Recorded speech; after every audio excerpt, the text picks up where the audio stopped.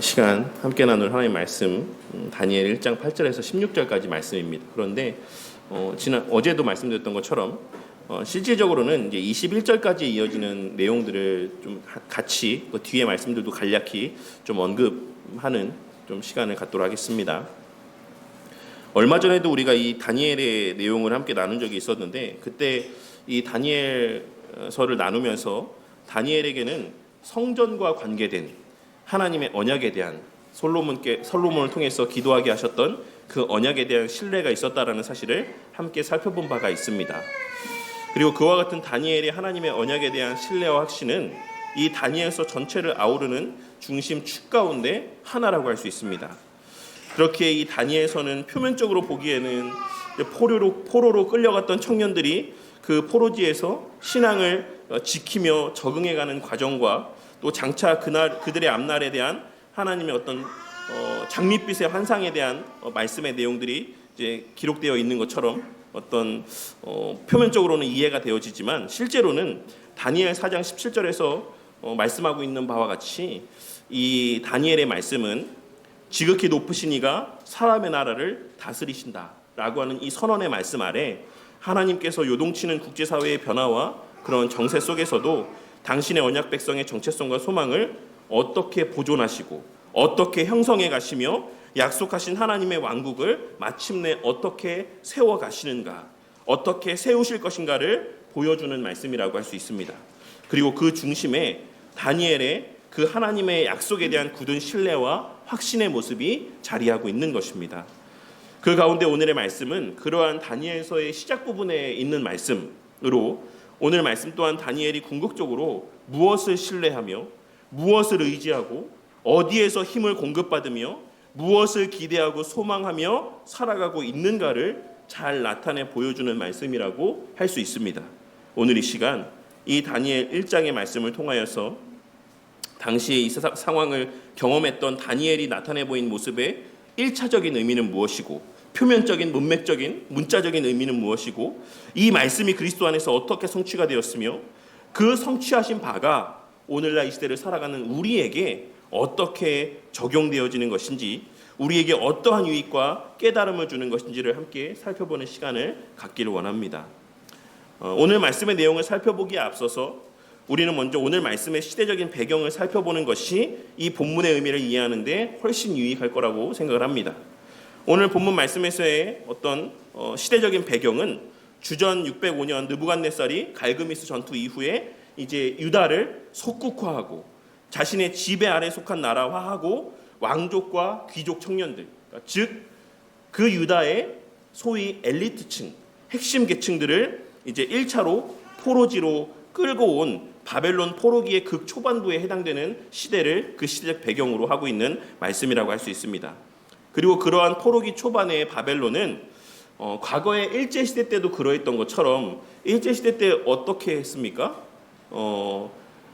일본어만 쓰게 하고, 그리고 일본 문화 가운데 살게 하고, 그 다음에 창씨개명이라고 알려져 있는 일본 이름으로 바꾸게 하고, 그런 일본 문화에 동화되어서 우리 한국 사람들이 갖고 있었던 이런 문화들, 이런 어떤 정체성들을 말살하려는 정책들을 사용했던 것처럼 당시의 바벨론도 그렇게 자신들이 포로지로 끌고 온 그 유다의 핵심 계층들에게 새로운 자신들식의 이름을 부여하고 자신들의 문화 방식대로 교육 가운데 그렇게 자신들의 정체성과 동화되게 하기 위한 여러 가지 정책들을 시행했다라는 사실을 우리가 1장 초반의 내용들을 통해서 확인할 수 있습니다. 그리고 그 가운데 오늘 말씀에 등장하는 왕의 음식과 포도주를 함께 먹고 마시게 함을 통해 그들의 삶에서의 가장 기본적인 부분까지도 바벨론 사람으로서의 정체성을 갖도록 교육하고 관리하였습니다.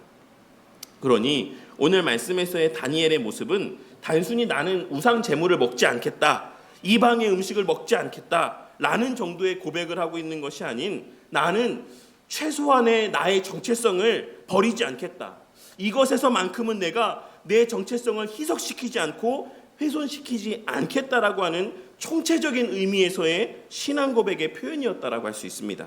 왜냐하면 당시 고대 근동에서의 식탁 교제는 그의 소속과 그의 정체성 그리고 그 안에서의 어떤 관계성을 나타내 보여주는 문화적인 기호였기 때문에 그렇습니다. 그래서 우리가 이런 모습을 어디서도 확인할 수 있습니까? 다윗 왕이 므비보셋을 자신의 식탁에서 함께 먹게끔 허용하는 이런 장면을 통해서도 이 므비보셋이라는 사람이 다윗상에서의 함께 식사를 함을 통하여서 그의 변화된 정체성과 다윗과의 관계를 이제 그 변화를 체험할 수 있었던 것을 통해서도 우리는 지금 오늘 말씀에서의 이 다니엘의 말씀, 이 다니엘의 말이 어떤 의미를 갖고 있는지를 확인할 수가 있는 것입니다. 이러한 시대적인 상황 속에서 다니엘은 8절에 기록된 말씀에서와 같이 뜻을 정하여 왕의 진미와 포도주로 자신을 더럽히지 않겠다라고 결단하고 다짐했다라고 오늘 본문 말씀은 증거하고 있습니다. 오늘 본문 말씀에서의 뜻을 정하다라고 번역되어 있는 히브리어 표현은 문자적인 의미, 1차적인 의미로는 다니엘이 마음에, 심장에 두었다라는 의미인데 이는 의지적, 신앙적 결단의 어떤 관용적인 표현입니다. 그러니까 그가 의지적으로 신앙적인 결단을 했다라고 했을 때 마음에 두었다, 심장에 두었다 이런 표현을 사용한다라는 것입니다. 그리고 이는 다니엘의 마음 가운데 선택의 과정이 있었다라는 것을 암시합니다. 그러니까 다니엘의 마음속에 무엇을 택하는 것이 옳을까? 어떻게 행동하는 것이 옳은 일일까라는 이런 숙고의 과정이 있었다라는 사실이 전제되어져 있다라는 것입니다. 다니엘은 자신이 처한 상황 속에서 내가 어떻게 행동하는 것이 옳은 일일까라는 고민의 과정을 거친 이후에 숙고함의 과정을 거친 이후에 어쩔 수 없는 선택이 아닌 자신 스스로의 판단과 그 의지를 발휘해서 하나님의 언약과 그 언약에 대한 신뢰와 확신에 자신의 마음을 두고 그것에 자신의 마음의 고정함의 과정 가운데 이러한 선택을 내렸다라는 사실을 본문 말씀은 증거하고 있는 것입니다. 다니엘은 쉽게 말해서 단순한 어떤 감정적인 충동이나 일시적인 결심에서가 아닌 그리고 어쩔 수 없는 수동적인 상황에서가 아닌 분명한 이성적인 판단과 자신의 능동적인 의지 가운데 자신의 정체성과 소속을 명확히 하는 근본적인 결단을 내린 것이다라는 것입니다. 그리고 본문에서 다니엘의 자기를 더럽히지 않겠다라고 고백하고 있는 이 표현은 율법적인 정결의 의미에서 자신의 정체성의 혼합을 거부하는 표현이라고 할 수 있습니다. 우리가 율법에서 이 제사와 관련된 정결의 의미를 볼 때 단순히 무엇이 묻은 것만을 부정하다라고 표현하지 않고 섞여 있는 것을 부정하다라고 표현하는 것을 확인할 수가 있죠. 이런 어떤 관점에서 보았을 때 다니엘은 나의 어떤 신앙 가운데 이방의 어떤 색채들을 들여오지 않겠다. 그런 요소들을 혼합시키지 않겠다라는 의미의 다짐을 하고 있는 것이다라고 할 수 있는 것입니다. 물론 이 음식물들은 우상 제물과 연루되었을 수도 있고 또 피나 부정한 동물로 조리가 되었거나 조리 방식에 있어서 여러 율법적인 문제가 있을 수도 있었겠지만 다니엘의 이 고백의 궁극의 의미는 자신은 오직 하나님의 백성으로 하나님만을 진정한 왕으로 여기며 그 하나님만을 전적으로 의지하는 존재라는 사실에 대한 고백의 의미가 담겨 있다라고 할 수 있는 것입니다. 하지만 여기서 우리가 주목해 보아야지만 될 사실은 이렇다라고 해서 다니엘이 당시 느부갓네살 왕의 권위 그 자체를 무시하고 대놓고 보란듯이 거부하는 방식을 사용하지 않았다라는 것입니다. 쉽게 말해서 반란이 아니라 구하는 방식, 청원의 방식을 택하였다라는 것입니다. 감히 나한테 이방의 음식을 먹으라고 그래? 나 못 먹어.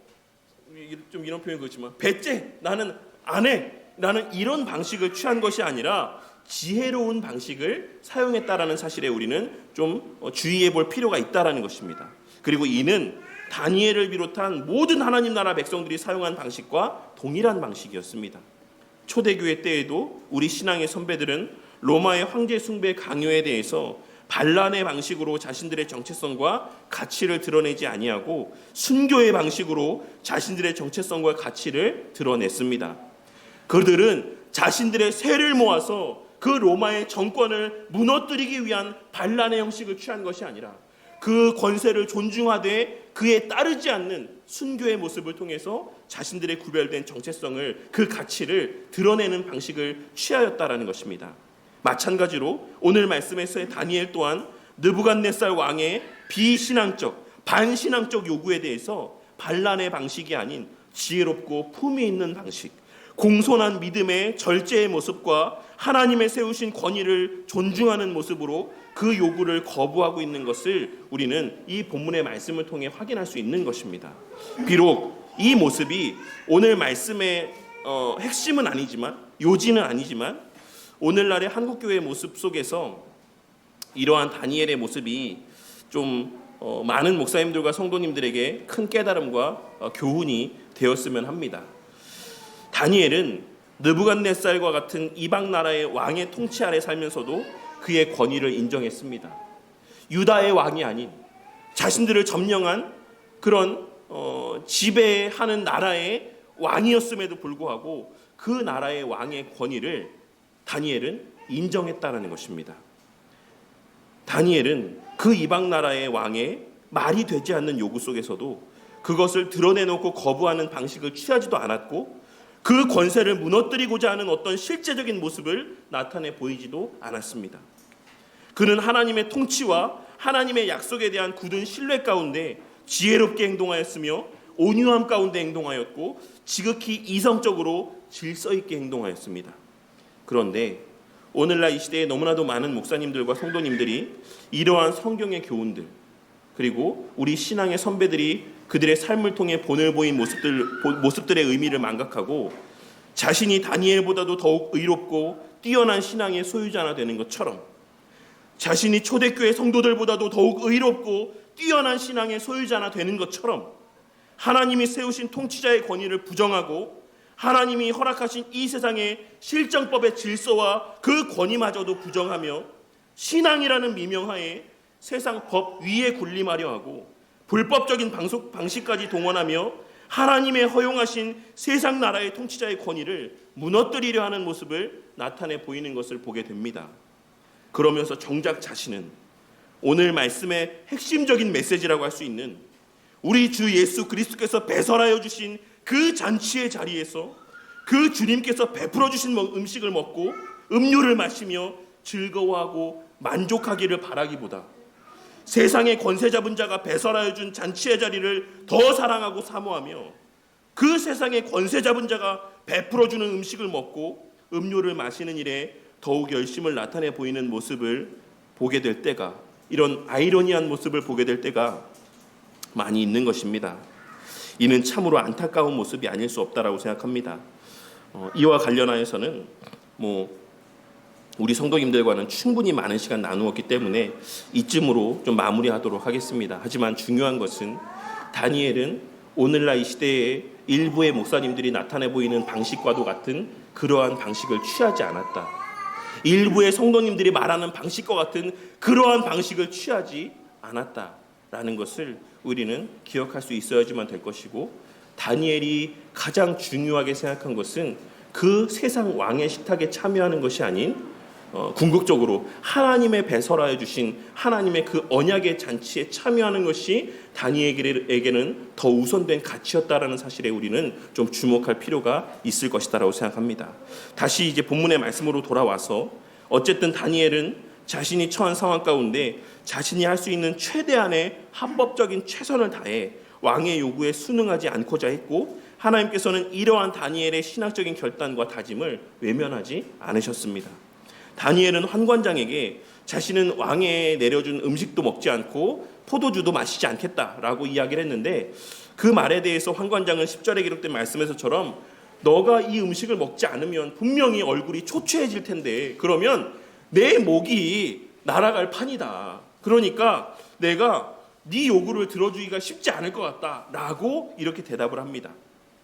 그런데 우리는 오늘 말씀 가운데서 조금 의아스러운 점을 확인할 수가 있는데, 11절에 기록된 말씀을 보시면 이후에 이 다니엘의 이 실제적인 요구를 들어주는 사람, 그러니까 채소를 줘서 먹게 허락한 것은 환관장이 아닌 환관장 아래에서 실무를 담당하는 감독자였는데, 하나님께서는 왜 그러면 9절 말씀에서 다니엘이 환관장에게 그 은혜와 긍휼을 얻게 하셨다라고 말하고 있는가라는 것입니다. 그러니까 실제적으로 다니엘이 은혜와 긍휼을 입은 건 누굽니까? 실제적으로는 감독자를 통해서죠. 감독자가 그 요구를 듣고 10일 동안 채소를 주지 않았습니까? 환관장은 거부하지 않았습니까?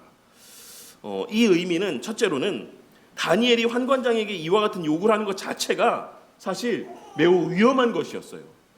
저는 왕이 준 거 못 먹겠습니다라고 말을 꺼내는 것 자체가 사실 그 즉시 처벌을 받아도 이상하지 않은 요구였다라는 것입니다. 그럼에도 불구하고 하나님께서 환관장의 마음을 부드럽게 하심으로 다니엘의 이러한 말 가운데 안 돼. 너가 그렇게 해다가 너 얼굴이 피폐해지면 내가 목이 달아날 판이야 라고 이야기하면서 부드럽게 완곡하게 이야기하면서 거절하는 이런 반응을 나타내 보였다는 것 자체가 사실 하나님의 특별한 은혜의 모습이다라고 할 수가 있는 것입니다. 그리고 둘째로는 아마도 이 환관장이 다니엘의 요구에 대해서 묵인하는 태도를 취하였다라는 것을 오늘 본문 말씀은 암시하고 있다라고 생각합니다. 만일 감독자가 환관장의 허락 없이 이런 일을 하다가 들통이 나면 감독자는 어떻게 되겠습니까? 당연히 처벌을 받겠죠. 감독자가 환관장의 허락 없이 다니엘에게 채소를 주는 행동을 할 수 있었을까요? 저는 없었을 것이다라고 생각합니다. 그러니까 감독자는 이러한 요구 가운데 분명히 환관장에게 따로 가서 이야기를 했을 겁니다.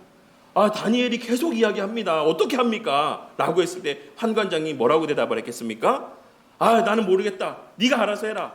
라고 나는 모르는 거다. 라는 식의 묵인의 태도를 취하였을 것이다 라고 생각을 합니다. 그러니 9절에서 말씀하고 있는 바는 하나님께서 특별한 은혜를 베푸셔서 환관장의 눈에 다니엘이 좋게 보이게 하셨고, 그래서 언뜻 생각하면 터무니없어 보이는 요청을 하고 있음에도 불구하고 환관장으로 하여금 우회적으로 다니엘의 그 요구를 들어주게 하신 것이다라는 사실을 알 수 있는 것입니다. 그리고 여기서도 우리는 하나님께서는 놀라운 이적들을 통해 당신의 특별한 보호하심의 은혜를 베풀어 주시기도 하지만, 그러니까 당신의 백성들을 돌보실 때 하나님께서는 기적과도 같은 어떤 특별한 은혜들을 통해서도 당신의 백성들을 돌보시는 은혜들을 베풀어 주시기도 하지만, 더 많은 일반적인 경우에는 세상의 일반적인 질서 안에서 상식적이고 이성적인 범주 내에서의 방식으로 은혜를 베풀어 주신다라는 사실을 발견할 수 있습니다. 비록 이후에 사자굴에서도 보호해 주시고 풀무불에서도 건져 주시는 놀라운 이적들을 체험케 하시긴 하지만, 하나님께서는 더 많은 경우에 이런 제한된 경우에서의 특별한 이적에서만이 아닌 더 많은 경우에 우리가 이성적으로 납득할 수 있는 범주 안에서의 일반적인 방식들을 통해 우리를 보호하여 주고 있으시다라는 사실을 우리는 이러한 좀 우리가 그냥 스쳐 지나갈 수 있는 말씀의 내용들을 통해 발견할 수 있는 것이고, 그러한 면에서 우리의 매일의 삶에서의 경험되어지는 모든 일들, 우리가 우연이라고 부르는 이러한 사소한 모든 순간들이 실제로는 하나님의 적극적인 개입하심과 은혜 베푸심의 결과라는 사실을 우리는 이러한 말씀의 행간의 의미를 통해 발견하고 깨달을 수 있어야지만 되는 것입니다.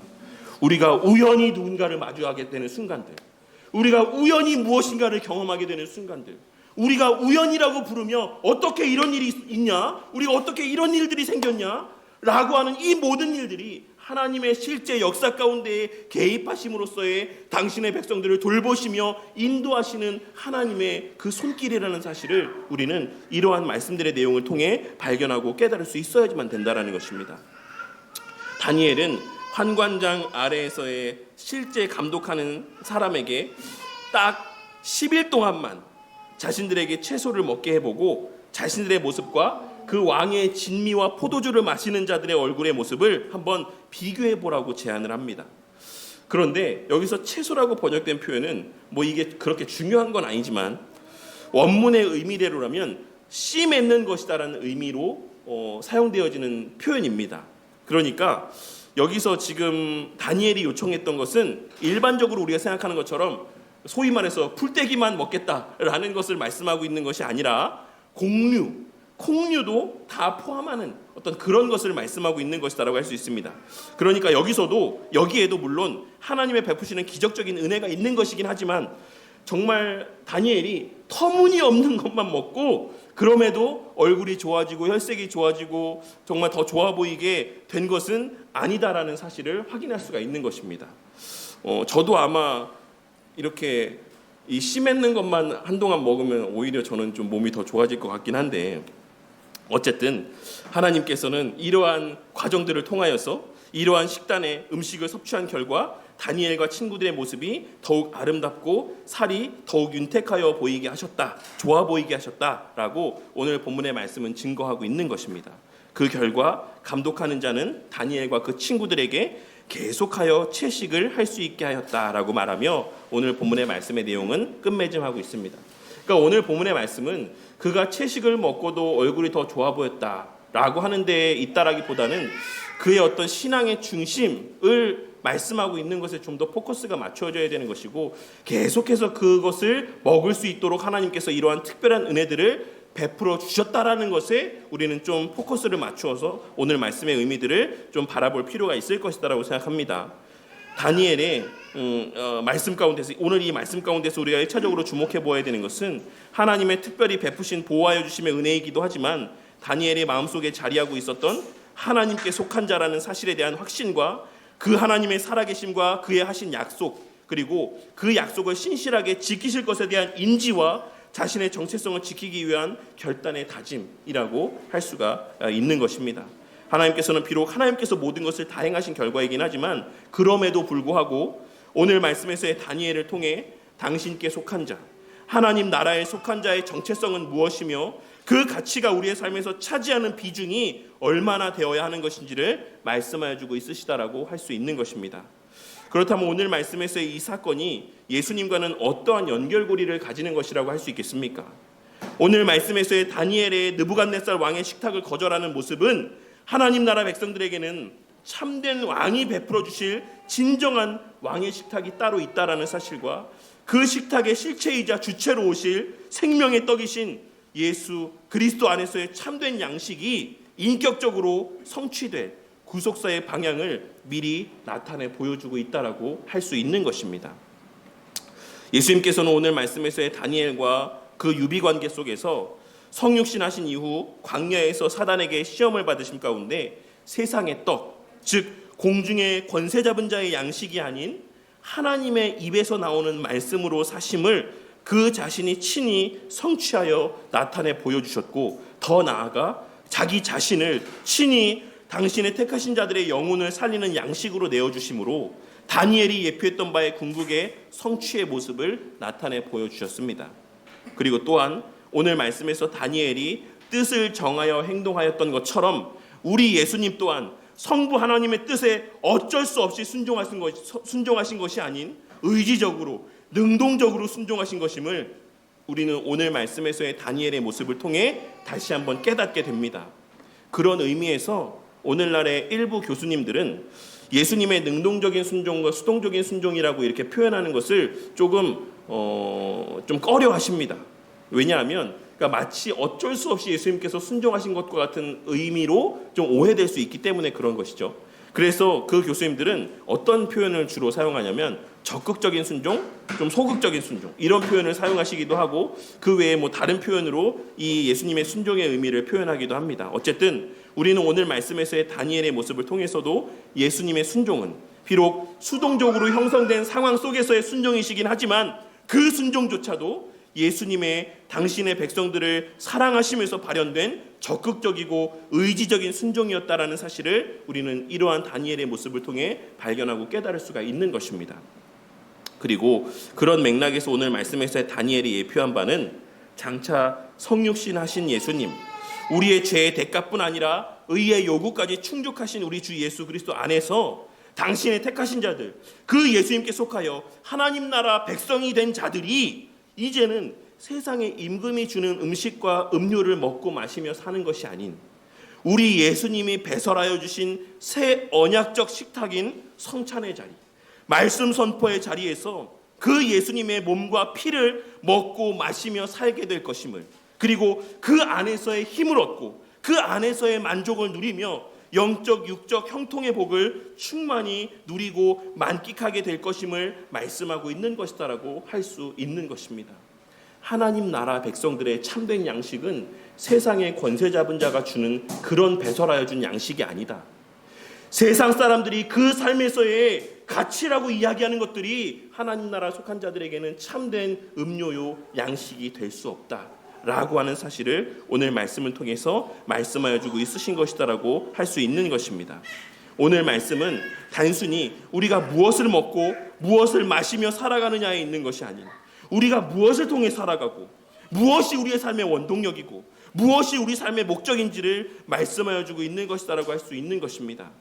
오늘날에도 여전히 공중의 권세 잡은 자는 하나님의 택하신 자들에게까지도 자신의 배설한 식탁에 참여할 것을 요구하고, 그러한 삶에만 평안이 있고 그러한 삶에만 성공이 있고 그러한 삶에만 참된 안정됨이 있을 것이다라고 사람들을 유혹하지만, 우리는 오늘 말씀을 통해 우리는 세상에 속하였으나 세상에 추구하는 가치나 이념과는 구별된 삶을 살아가는 거룩한 존재들이 되었다라는 사실과, 거기에는 참된 만족과 평안과 기쁨이 없을 것이다라는 사실, 세상의 왕이 배설한 그 잔치, 오늘 말씀에서의 느부갓네살 왕이 배설한 그 잔치에서의 그 음식과 그 진미와 그 포도주를 마시며 만끽하는 삶에는 참된 만족과 평안과 기쁨이 없을 것이라는 사실을 발견하고 깨달을 수 있어야지만 되는 것입니다. 그렇다면 오늘의 이 말씀은 오늘날을 살아가는 우리에게 어떻게 적용될 수 있고 어떠한 교훈과 깨달음을 주는 말씀이라고 할 수 있겠습니까? 첫째로, 이제 우리는 공중의 권세 잡은 자가 배설한 식탁에서 먹고 마시며 살아가는 자들이 아닌, 사단이 배설한 그 세상적인 것을 먹고 마시며 살아가는 그러한 존재들이 아닌, 우리의 진정한 왕 되시는 우리 주님께서 배설하여 주신 새 언약의 식탁인 성찬의 자리, 말씀 선포의 자리에서 그 예수님의 몸과 피를, 그 살과 피를 먹고 마시며 살게 된 자들이라는 사실을 우리는 깨달을 수 있어야지만 될 것입니다. 그리고 이는 이 세상 속에서의 교회로서의 구별된 삶을 말씀하고 있는 것이다라고 할 수 있습니다. 우리는 어디서 주님의 식탁에 참여할 수 있습니까? 우리는 어디서 주님의 몸과 살과 그 피를 먹고 마실 수 있는 것입니까? 우리가 개인적으로 주님의 떡과 주님의 잔을 먹고 마실 수 있습니까? 우리가 개인적으로 집에서 포도주 한 병 사다 놓고 빵 갖다 놓고 주님의 떡과 잔을 먹고 마실 수 있는 것입니까? 그렇지 않습니다.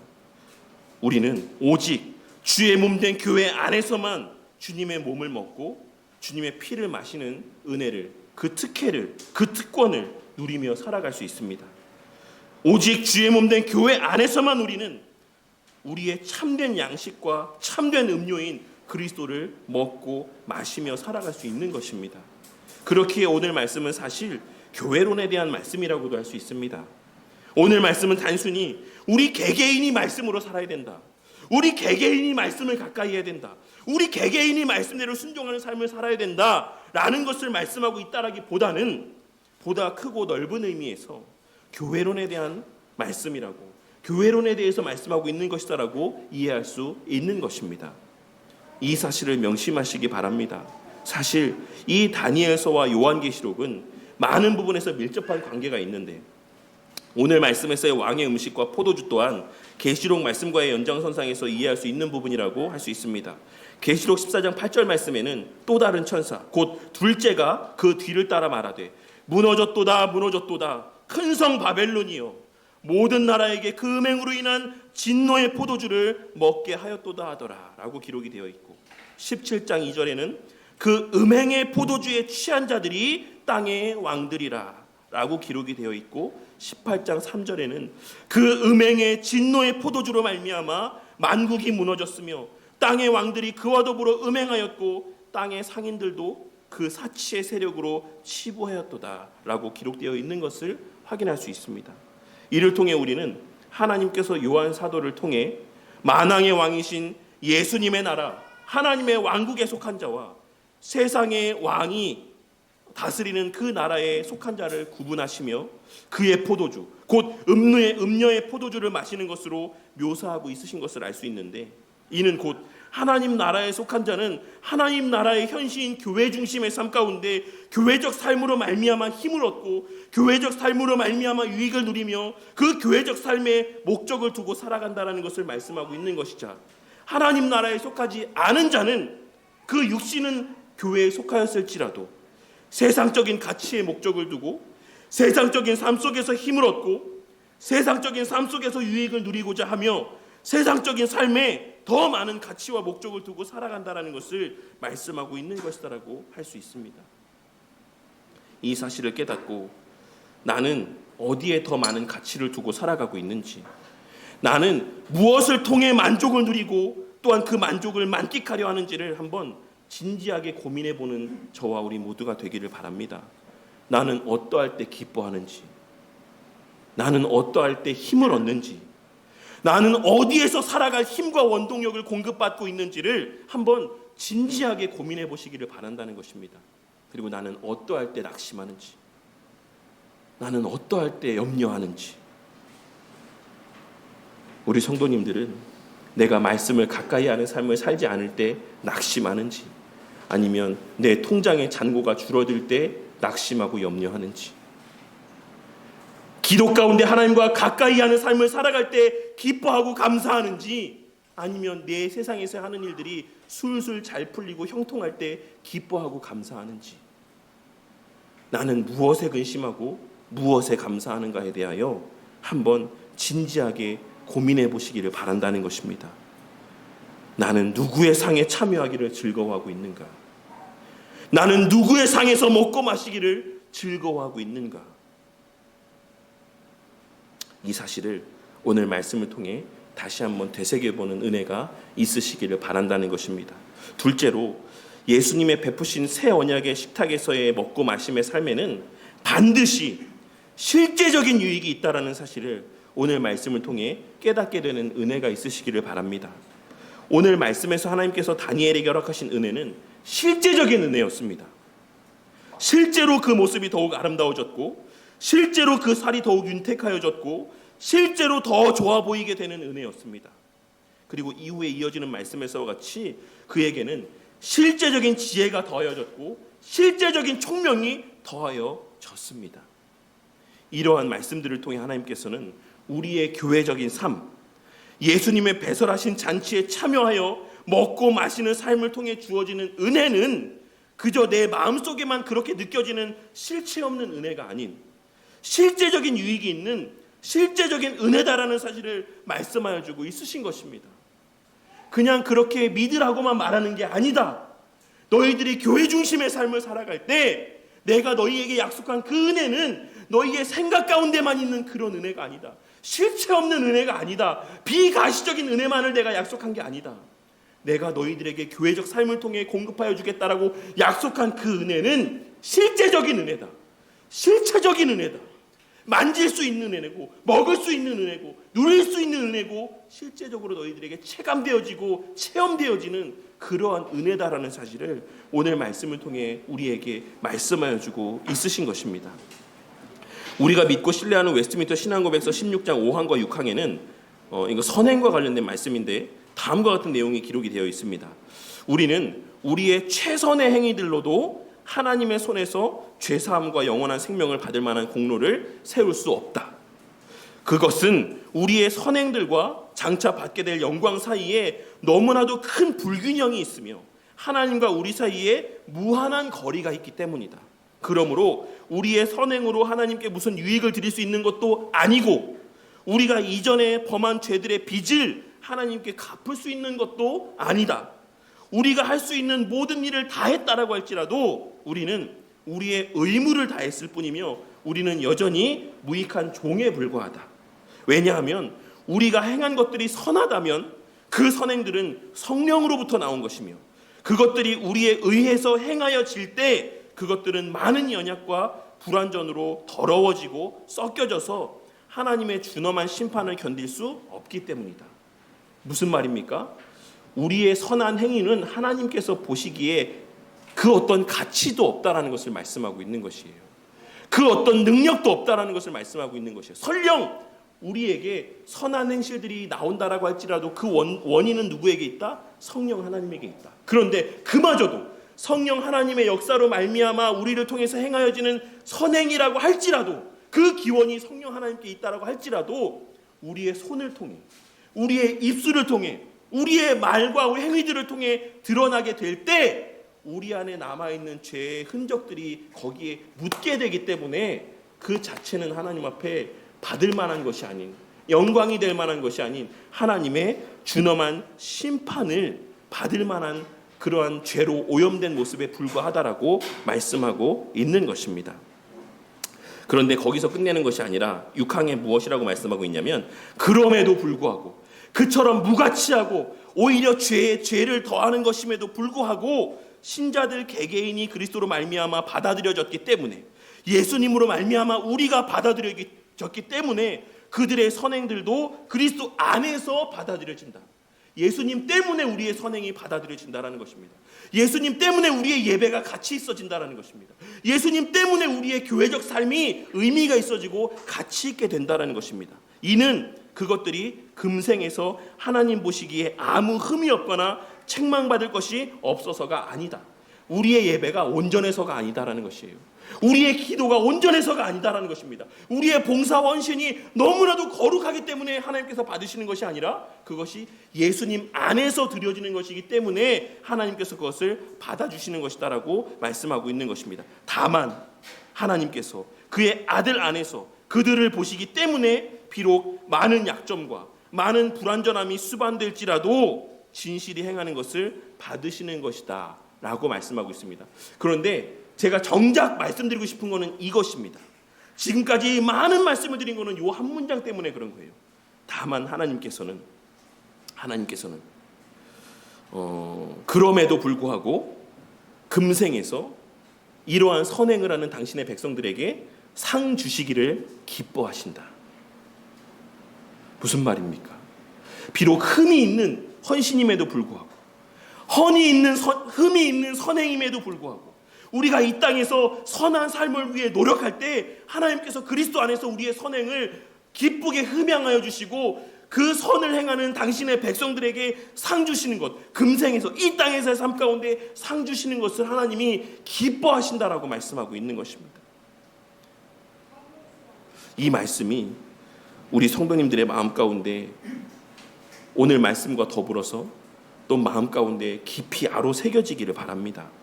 비록 우리는 그리스도로 말미암아 누리게 되는 복과 유익이 영적인 것이라고 생각하지만 근본적으로 그렇다라고 해서 우리가 교회적 삶을 통해 누리게 되는 은혜와 유익은 이러한 눈에 보이지 않는 영적인 것에만 국한되지 않는다라는 사실을 오늘 말씀을 통해 분명히 깨달을 수 있어야지만 될 것입니다.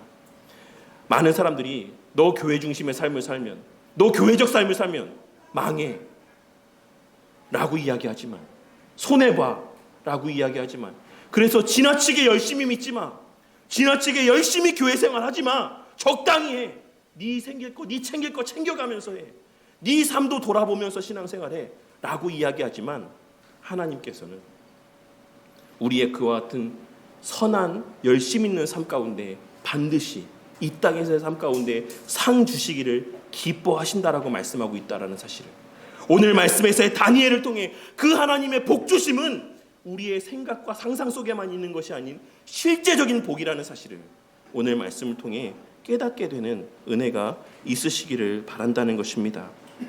물론 오늘 말씀에서의 우리가 생각하는 하나님으로 말미암는 은혜는 영적인 것이 본질적으로 맞습니다. 하지만 그 하나님의 영적인 유익조차도 그 외적인 윤택함을 통해서 알 수 있는 것처럼 그리스도 안에서의 영적인 건강과 지혜와 소망의 견고함으로 실제로 확대되어져 가게 되어 있고, 실제로 누려지고 만끽되어지며 이 땅에서의 신앙의 여정 가운데 실제적인 유익이 된다라는 사실을 깨닫게 되는 은혜가 있으시기를 바란다는 것입니다. 심지어는 영적인 복조차도 실체가 있는 실제적인 은혜다라는 사실을 깨닫게 되기를 바란다는 것입니다. 그렇게 예수님께서는 마태복음 6장에서 제자들에게 기도를 가르쳐 주시면서 우리의 일용할 양식을 위해서도 기도하라고 말씀하셨던 것이고, 이어지는 32절에 기록된 말씀에서는 너희 하늘 아버지께서 이 모든 것, 곧 먹을 것과 마실 것과 입을 것이 너희에게 있어야 될 줄을 아신다라고 말씀하신 것이다라고 할 수 있는 것입니다. 그리고 우리는 궁극적으로 이미 너무나도 많이 말씀드렸던 것처럼 초대교회 때 증거되었던 모든 시대 교회의 본으로서의 교회의 모습을 통해 그러한 모든 영적 육적 은혜의 실체가 교회를 통해 공급되고 공유되었다라는 사실을 확인할 수 있는 것입니다. 그러니 우리는 이 교회 공동체 안에서 눈에 보이는 말씀의 성찬과 선포되는 말씀의 은혜를 통해 실제적으로 영적인 유익을 누리고 만끽할 뿐만 아니라 우리 삶에서의 육적인 실제적인 유익 또한 누리고 만끽하게 된다는 사실을 믿고 확신함 가운데 사탄의 말에 속아 지금도 여전히 우리의 귀에 속삭이는 사탄의 거짓된 말에 속아 세상의 가치와 방식을 쫓아 실체 없는 만족을 찾아다니는 미련한 삶을 사는 자들이 되어서는 안 되는 것입니다. 여기까지 이제 말씀을 마치도록 하겠습니다. 오늘 말씀을 마치면서 우리 성도님들에게 정말로 묻고 싶은 말이 있습니다. 우리 성도님들의 세상에서의 그 아등바등 열심히 사시는 그 목적과 이유는 무엇입니까? 성도님들은 왜 그렇게 그 6일의 삶 가운데 하고 싶지도 않은 그 일, 할 수만 있으면 당장이라도 때려치고 싶은 그 일을 도대체 왜 그토록 아등바등하며 매달려 살아가고 있으신 것입니까? 이런 말씀을 드리는 것은 성도님들이 6일 동안 대충 살라는 것을 말씀드리기 위함이 아닙니다. 우리 성도님들은 도대체 무엇을 위해서 그렇게 매일매일의 삶을 열심히 일하며 싫은 소리까지 들어가며 그 피하고 싶은 상황 가운데 기꺼이 그 상황을 감내하며 하루하루의 바쁜 삶을 살고 있는지를 묻고 있는 것입니다. 그리고 또 한 가지, 그렇게 열심히 살아온 그 삶에 만족이 있었습니까? 그렇게 열심히 살아왔던 성도님들의 삶에 기쁨이 있었습니까? 더할 나위 없이 나는 행복한 삶을 살고 있다라고 여기서 이야기할 만한 분이 있으십니까? 사탄은 자신의 대부분의 힘을 잃어버린 지금 이 시대 속에서도 여전히 자신의 거짓의 아비됨의 모습으로 할 수만 있으면 택한 자까지 넘어지게 하기 위해 사람들의 귀 속에 거짓을 속삭이고 있습니다. 열심히 일하면 성공한다. 열심히 일하면 다 부자 된다. 부자 되면 행복하다. 물질이 차고 넘치게 되면 더할 나위 없이 행복한 삶을 살 수 있게 된다. 이 세상에서는 돈이 전부다. 정말 그렇습니까? 그렇게 믿어서 한 푼이라도 돈 더 벌기 위해 아등바등 살고 있는 것입니까? 한 푼이라도 내 통장에 더 많은 돈이 쌓이게 되면 지금보다 더 행복한 삶을 살 수 있을 것만 같이 여겨짐에 그렇게 열심히 일하며 예배도, 말씀 보는 것도, 기도하는 것도 뒷전으로 여기며 아등바등 살아가고 있는 것입니까? 23년 통계청 자료 기준으로 근거가 있는 말씀을 드리는 것입니다. 대한민국의 1년의 자살자의 수는 대략 13,000명이라고 합니다. 정확한 수로는 12,900명입니다. 이 수치가 어느 정도인지 감이 오십니까? 한 달에 1,000명이 넘는 사람이 이 대한민국, 이 남한 땅에서 자살을 하고 있는 겁니다. 실제로 목숨을 끊는 것에 성공한 사람의 수가 한 달에 1,000명이 넘는다는 것이에요. 그 자살하다 실패한 사람의 수까지 따지면 훨씬 더 많은 사람의 수가 매달 스스로 삶이 싫어서 그 스스로 생을 포기하기 위한 시도들을 하고 있다는 것입니다. 하루로 치면 몇 명입니까? 30명이 넘는 수입니다.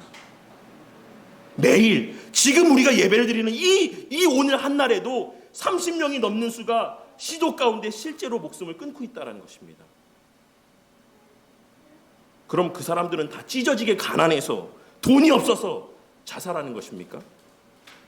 소위 남들한테 인정받지 못하고 성공한 삶을 살지 못해서 자살하는 것입니까? 세계보건기구나 통계청이나 정신보건학회 연구에 따르면 이 땅에서 지구상에서 자살하는 사람들의 원인의 90% 이상은 정서적이고 심리적인 원인에 기인한다라고 이야기합니다. 물론 이러한 정서적이고 심리적인 원인 가운데 물리적인 문제들, 이런 물질적인 문제가 영향을 미칠 수도 있지만 그것이 가장 주된 이유는 아니다라고 그 연구 결과 가운데 이야기하고 있는 것입니다.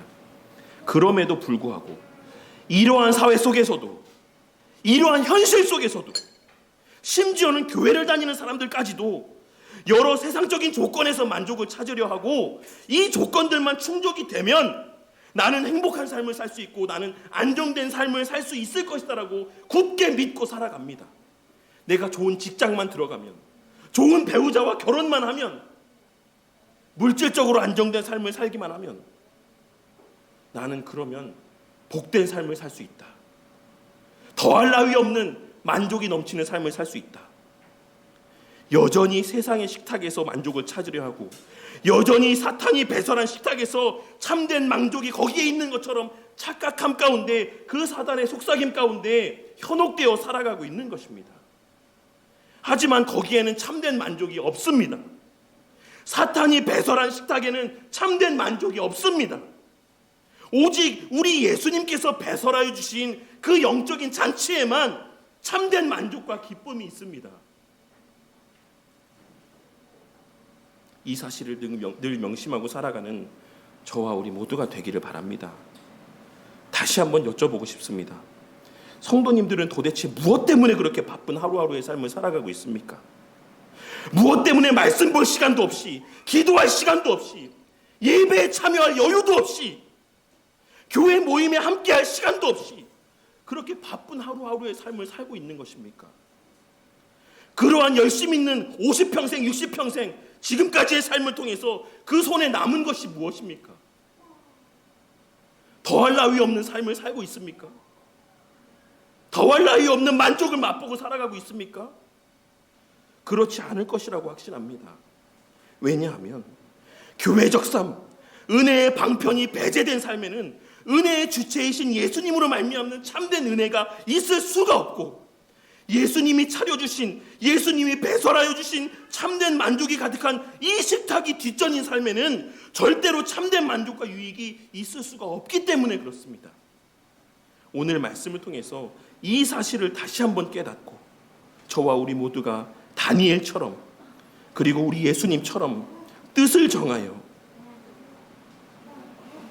곰곰이 스스로 생각해 본 가운데 무엇이 진정 지혜롭고 나에게 유익이 되는 삶인지를 진지하게 고민해 본 가운데 스스로 의지를 발휘해서 말씀과 그리스도를, 말씀을 중심으로 한 은혜의 방편들을 중심으로 한 교회적 삶을 우리의 참된 양식으로 삼는 결단을 새롭게 하는 저와 우리 모두가 되기를 바랍니다. 그리고 이러한 삶 가운데 우리 예수님께서 그러한 선한 삶의 수단으로 실제적으로 공급하여 주시는 영적, 육적인 실제적이고도 풍성한 은혜와 복을 충만히 누리고 만끽하는 우리 성도님들이 되시길 바랍니다. 거짓말 같습니까? 너희의 먹을 것, 입을 것, 쓸 것을 너희 아버지께서 아신다라는 이 말이 거짓말 같으십니까?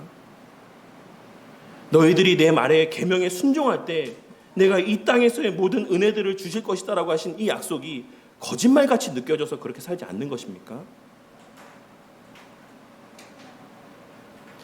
교회적 삶에서의 은혜의 방편들을 통해 하나님께서는 당신의 택하신 자들을 보호하고 보존하시며 당신의 나라를 견고히 세워가신다라는 사실을 기억하고, 그러한 목적을 위해 수단으로서의 건강의 복과 여러 형통의 복까지도 우리에게 실제적으로 허락해 주신다라는 사실을 기억하고, 그러한 왕의 식탁, 참된 우리 왕의 식탁, 주님의 배설하여 주신 이 교회적 삶에서의 하나님의 공급하여 주시는 은혜들을 사모하며 그 교회적 삶을 중심으로 살아가는 자들이 되므로 하나님의 그와 같은 일하심의 방식의 표징이 되는, 증거가 되는, 그 약속의 실제라는 사실의 증거가 되는 삶을 살아가는 저와 우리 모두가 되기를, 우리 바른교회 공동체가 되기를 주님의 이름으로 간절히 축원합니다.